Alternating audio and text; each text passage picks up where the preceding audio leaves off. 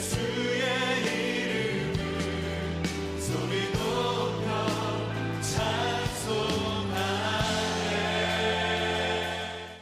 자, 이렇게 예수님이 바리새인의 집에서 함께 식사를 하고 있을 때에 돌발적인 사건이 일어났습니다. 그것은 그 동네의 모든 사람이 알만한 죄 많은 한 여자가 향유를 든 옥합을 가지고 예수님께로 나온 것이죠. 죄를 지은 그 여자는 바로 창녀 매춘부를 말합니다. 그런데 그 여인이 향유를 담은 옥합을 가지고 예수님께로 가까이 나왔습니다. 그리고 예수님의 발 뒤에 서더니 흐느끼며 울기 시작을 합니다.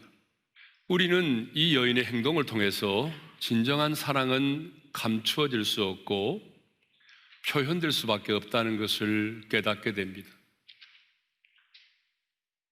그렇습니다, 여러분. 진정한 사랑은요, 아무리 감추려고 해도 어떤 형태로든지 간에 드러날 수밖에 없습니다.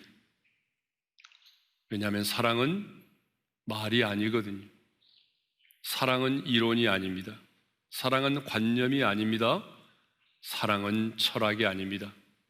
사랑은 행동입니다. 사랑은 어떤 형태로든지 간에 드러날 수밖에 없습니다. 두 번째로 진정한 사랑은 어떤 사랑이었습니까? 계산되지 않는 사랑이라고 하는 것이죠. 진정한 사랑은 계산되지 않습니다. 이 여인은 예수님을 사랑했기 때문에 자신에게 있어서 가장 소중한 것을 아낌없이 예수님께 드렸습니다. 이 여인은 향유를 부을 때 내게 어떤 보상이 주어질 것인가를 전혀 생각하지 않았습니다. 오직 주님을 사랑했기 때문에 모든 것을 아낌없이 쏟아 부은 것입니다. 누군가를 사랑하면서 마음속으로 계산을 하고 있다면 그것은 사랑이 아니라 거래인 것입니다. 주님은 우리를 사랑할 때에 계산적으로 사랑하지 않으셨습니다. 그러므로 저와 여러분도 주님을 사랑할 때에 계산적으로 사랑하지 않기를 바랍니다. 또 진정한 사랑은 어떤 사랑이었습니까? 진정한 사랑은 부끄러움을 개의치 않는다라고 하는 것입니다. 초청도 받지 않은 이 여인이 문 남성들이 모여있는 그 잔칫집을 찾아간다는 것 결코 쉬운 일이 아닙니다. 어쩌면요, 예수님을 만나지 못한 채 쫓겨날 수도 있는 상황이었습니다. 또 내가 예수님께로 나아가며 많은 사람들이 자기를 바라보면서 수근수근거리고 손가락질을 할 것이라고 하는 것도 익히 알고 있었습니다. 하지만 이 여인은 그 모든 부끄러움을 개의치 아니하고 예수님께로 나아갔습니다. 왜냐하면 진정한 사랑은 부끄러움을 개의치 않기 때문이죠. 그래서 우리 예수님도 우리의 구원을 위하여 그런 수치와 조롱과 멸시와 발가벗김을 당하는 것도 부끄러움을 개의치 아니하셨다라고 성경에 기록되어 있습니다. 왜 주님이 그렇게 발가벗김을 당하시면서도 부끄러움을 개의치 아니하셨습니까? 그것은 저와 여러분을 사랑하셨기 때문이죠. 진정한 사랑은 이렇게 부끄러움을 개의치 않는 것입니다. 자, 그러면 이런 여인의 행동에 대해서 예수님을 자신의 집으로 초대했던 이 바리새인은 어떤 반응을 보였을까요? 성경에는 기록되어 있지 않지만 처음에는 굉장히 당황했을 거라고 생각이 됩니다. 왜냐하면 돌발적인 사건이 벌어졌으니까요. 이게 뭐지? 굉장히 처음에는 당황을 했을 거예요. 하지만 곧바로 이 바리새인은 이런 생각을 했습니다. 이 기회야말로 내가 우리 집에 초대한 예수가 정말 하나님이 보낸 선지자인지 아닌지를 판단하고 시험할 수 있는 좋은 기회라고 생각을 한 것입니다. 자, 그게 바로 39절이죠. 39절의 말씀을 읽겠습니다. 다 같이요. 예수를 청한 바리새인이 그것을 보고 마음에 이르되 이 사람이 만일 선지자라면 자기를 만지는 이 여자가 누구며 어떤 자고 죄인인 줄을 알았으리라 하거늘. 바리새인은요, 이 여인의 이런 행동에 대해서 어떻게 예수님이 반응하시는지를 보면은 정말 예수님이 하나님이 보낸 선지자인지 아닌지를 알 수 있다라고 하는 생각을 한 것입니다. 정말 예수가 하나님이 보낸 선지자라면 우리가 말하지 않아도 자신에게 접근해 오는 이 여자가 어떤 여자인지를 알았을 것이고 그 여자의 이런 행동에 대해서 특단의 조치를 취할 것이라고 생각을 했습니다. 예를 들면은 큰 소리로 너는 다 계획이 있었구나 라고 한다든지 사탄아 물러가라 이렇게 외친다든지 아니면 감히 내 발에 입을 맞추려고 하다니 하면서 벌떡 일어설 줄을 알았습니다. 그런데 예수님은 이 여인을 정죄하지 않으셨습니다. 그 여인의 그런 행동을 저지하지도 않으셨습니다. 도리어 아주 편안한 마음으로 그 죄인인 여자가 자기의 발에 입을 맞추고 향유를 붓고 머리를 풀어 씻기도록 자기의 발을 맡기셨습니다. 그러자 이 바리새인은 이런 결론에 이르게 됩니다. 그래, 예수는 더 이상 하나님이 보낸 선지자가 아니야. 예수는 더 이상 하나님이 보낸 선지자가 아니라는 결론에 이르게 되었습니다. 그런데 예수님께서는요, 그 바리새인의 마음을 꿰뚫어 보고 계셨어요. 지금 바리새인이 어떤 생각을 하고 있는지를 예수님은 아셨어요. 그래서 예수님은 시몬에게 이렇게 말씀을 하십니다. 시몬아, 내가 내게 이를 말이 있다. 내가 내게 이를 말이 있다. 여러분, 시몬에게만이 아니라 우리 주님은 오늘 우리의 마음을 꿰뚫어 보시면서 내가 무엇 때문에 잠을 이루지 못하고 무엇 때문에 고민하고 무엇 때문에 아파하는지 우리 마음을 아신 주님께서 우리에게도 말씀하신다는 거죠. 여러분의 이름을 부르면서 내가 내게 이를 말이 있다라고 말씀하십니다. 자, 바리새인 시몬의 마음을 꿰뚫어 보신 예수님은요, 시몬에게 내가 내게 이를 말이 있다라고 말씀하시면서 한 가지 비유를 말씀을 하십니다. 이 비유는 어떤 비유냐고 그러면 탕감을 받은 두 빚진 자의 비유입니다. 41절 42절의 말씀을 함께 읽겠습니다. 다 같이요. 이르시되 빚주는 사람에게 빚진 자가 둘이 있어 하나는 500데나리온을 졌고 하나는 50데나리온을 졌는데 갚을 것이 없으므로 둘 다 탕감하여 주었으니 둘 중에 누가 그를 더 사랑하겠느냐. 자, 주님이 말씀하신 이 비유를 보게 되면 두 사람이 등장을 하죠. 그런데 두 사람 모두 빚을 졌다는 것입니다. 한 사람은요 500데나리온의 빚을 졌고요, 한 사람은 50데나리온의 빚을 졌습니다. 자, 1데나리온이 그 당시에 노동자의 하루의 품삯이니까요.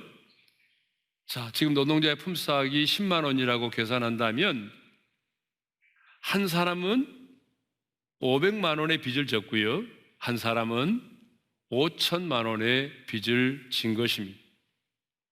그런데 여러분, 이 비유에서 정말 중요한 게 뭐냐 그러면 이 채권자가 누구냐? 바로 하나님이라는 사실입니다. 그리고 이 두 빚진 자는요, 하나님께 죄를 지은 모든 인간들을 상징하는 것입니다. 그런데 어떤 사람은 500데나리온의 빚을 졌잖아요. 어떤 사람은 50데나리온의 빚을 졌잖아요. 이게 뭘 말하죠? 이 땅에 사는 사람들이 사람에 따라서 제약의 경중이 다를 수 있다는 거죠. 어떤 사람은 오래 살면서 더 많은 죄, 더 큰 죄를 지은 사람도 있고요. 어떤 사람은 이 땅을 살아가면서 너무 짧은 인생을 살았기 때문에 다른 사람보다 더 적은 죄를 지을 수도 있어요. 사람에 따라서 제약의 경중이 다를 수가 있는 거죠. 그런데 중요한 것은 뭐냐 그러면 이 두 사람 모두가 하나님 앞에서 그 제약의 빚을 진 사람이라는 것입니다. 두 사람 모두가 다 죄인이라는 것입니다.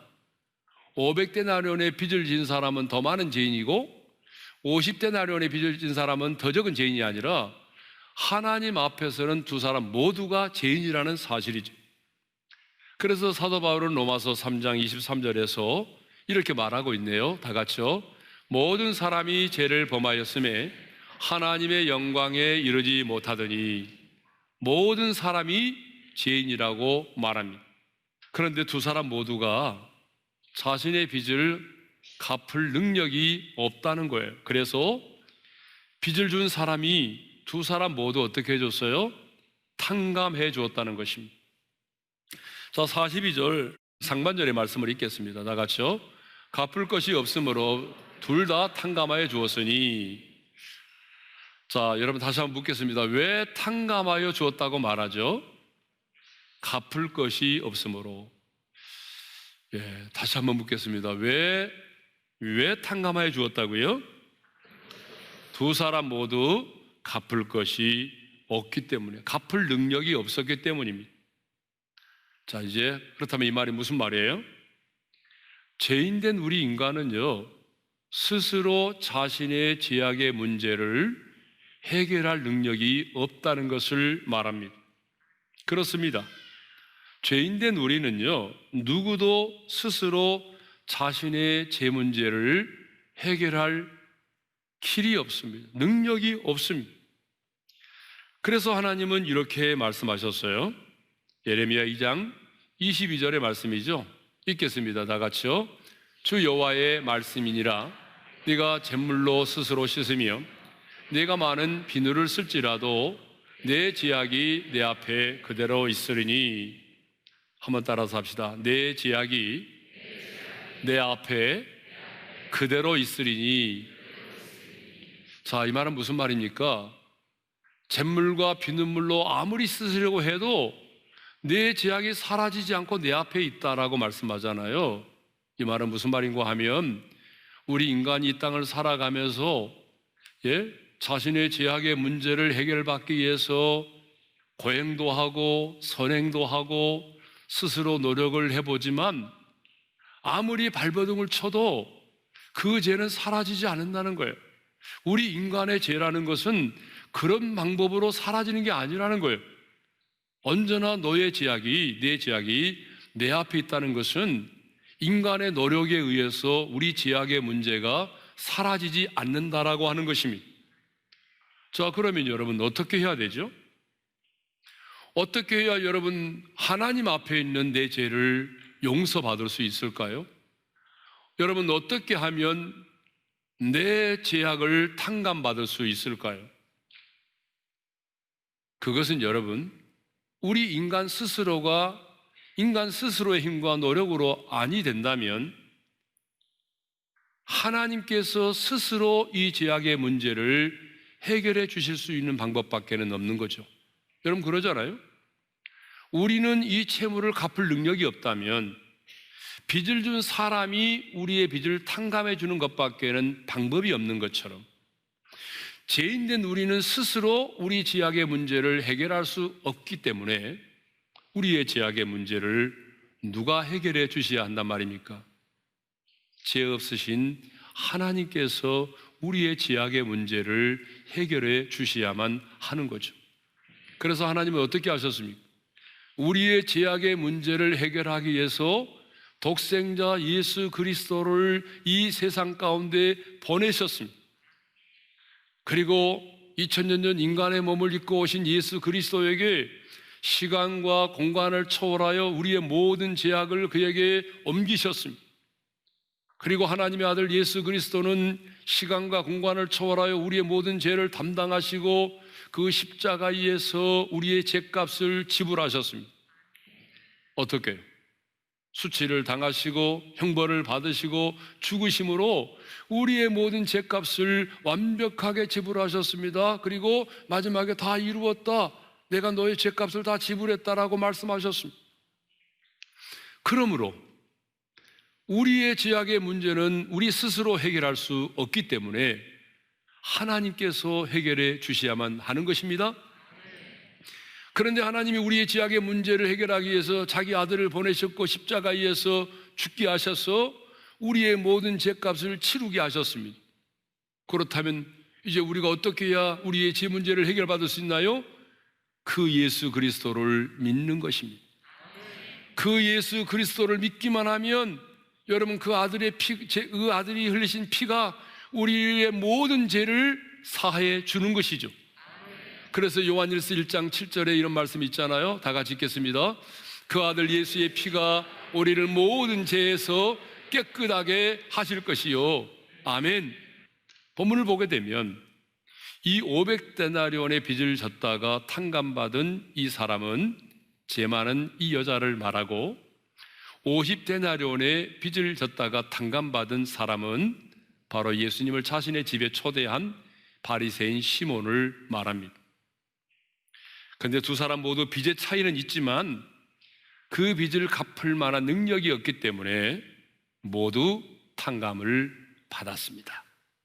그러면 이 탕감받은 두 빚진 자의 비유를 통해서 예수님께서 우리에게 주시고자 하는 교훈이 뭘까요?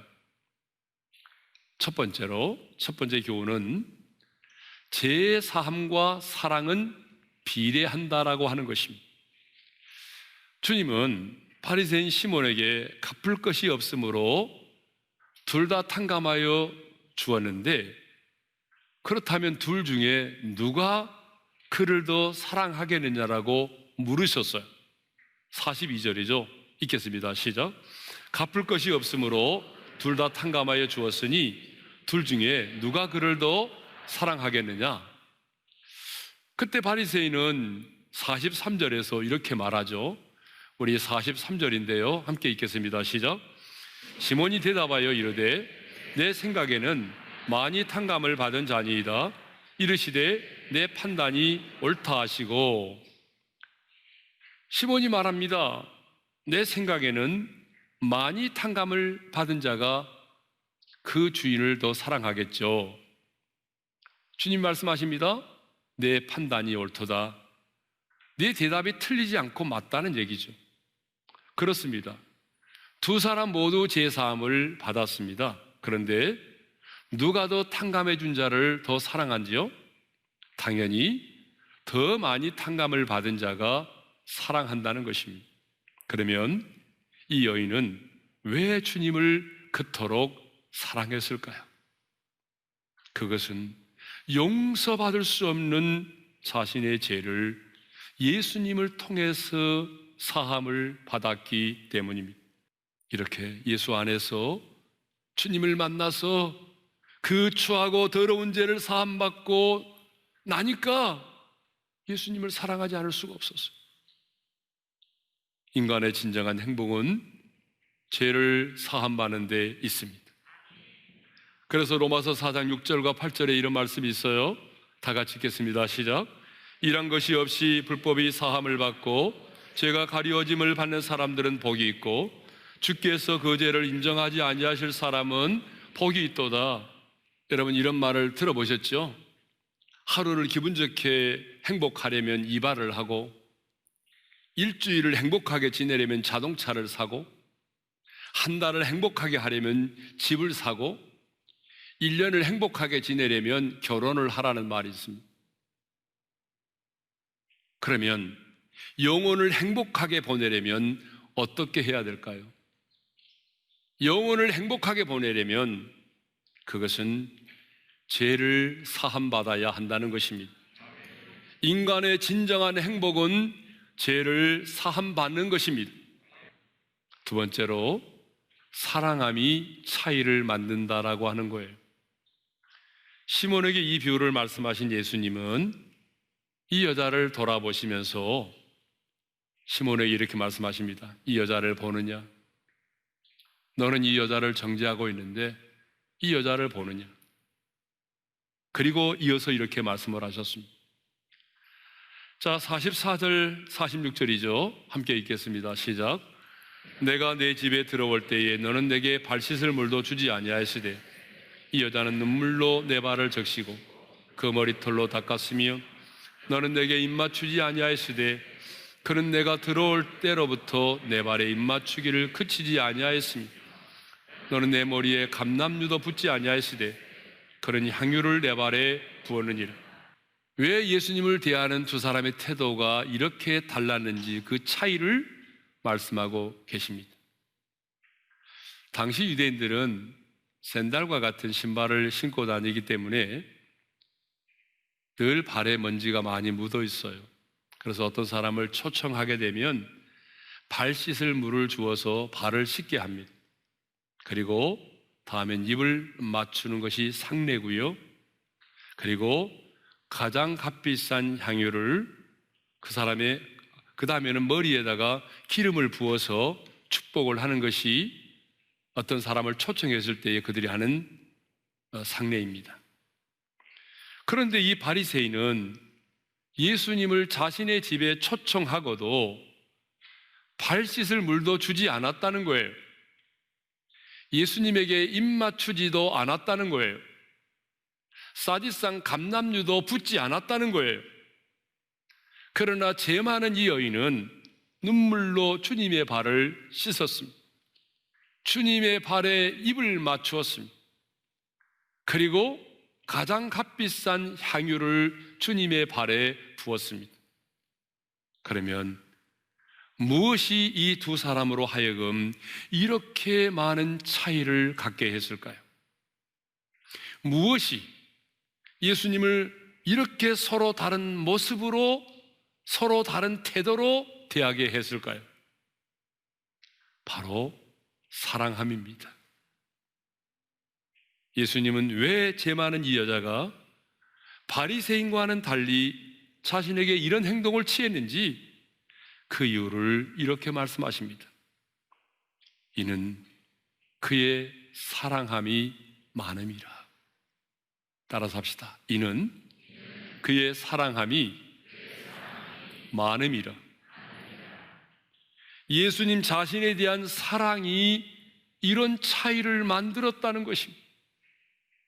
예수님에 대한 사랑이 이렇게 너무나 다른 태도로 예수님을 맞이하겠다는 것입니다.